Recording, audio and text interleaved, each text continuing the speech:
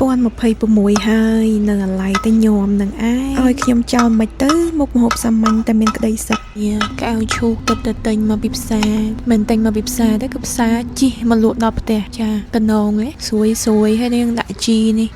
ទិញមកពីផ្សារប៉ុន្តែបើកៅឈូកគឺផ្សារយកមកលក់ដល់ផ្ទះចាមានណាត់ដូចកំពុងតែថតក៏មានសំឡេងរំខានពីឡាននៅខ្នល់ជាតិ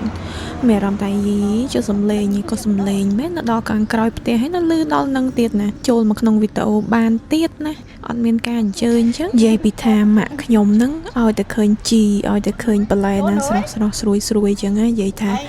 អត់មានរំលងទេទិញមកទាំងអស់នឹកឃើញតែញោមហ្នឹងថ្ងៃនេះគឺយើងញោមកៅឈូកជាមួយនឹងសាច់ជ្រូក3ជាន់បន្លែចំពោះកៅឈូកម៉ាក់ខ្ញុំគាត់ទិញបានខ្ចី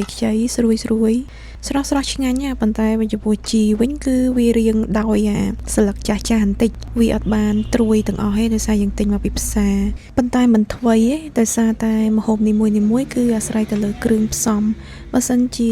យើងផ្សំគ្រឿងត្រូវគឺម្ហូបនឹងឆ្ងាញ់ប៉ុន្តែបើសិនជាយើងផ្សំគ្រឿងខុសទោះជា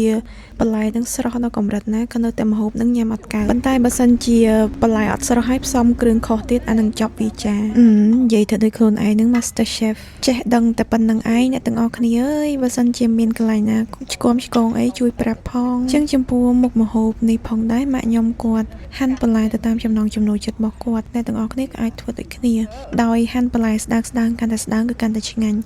ហាន់ក៏បានឈូសក៏បានតាមចំណង់ចំណូលចិត្តហើយចំពោះគ្រឿងផ្សំគឺទឹកត្រី1ទឹកខ្មេះ1ហើយនិងស្ករ1កន្លះហើយអ្នកទាំងអស់គ្នាយកអ្វីវល់គឺយកតែអានឹងវល់អញ្ចឹងណាអ្នកទាំងអស់គ្នាឧទាហរណ៍ថាប្រើ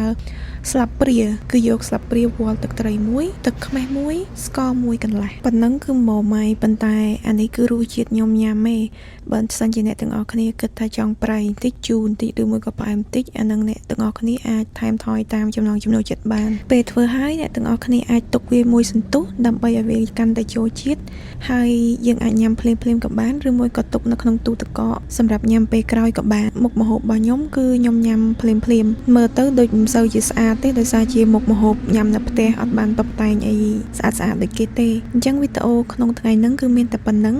ហើយក៏សូមអធិស្ឋានផងអ្នកទាំងអស់គ្នាដោយសារវីដេអូនេះគឺខ្ញុំអត់បានថតពីការចាប់ផ្ដើមរបស់ការធ្វើម្ហូបមួយមុខហ្នឹងទេដោយសារតែមកដល់គឺម៉ាក់ខ្ញុំគាត់ចាប់ផ្ដើមញ័មបារី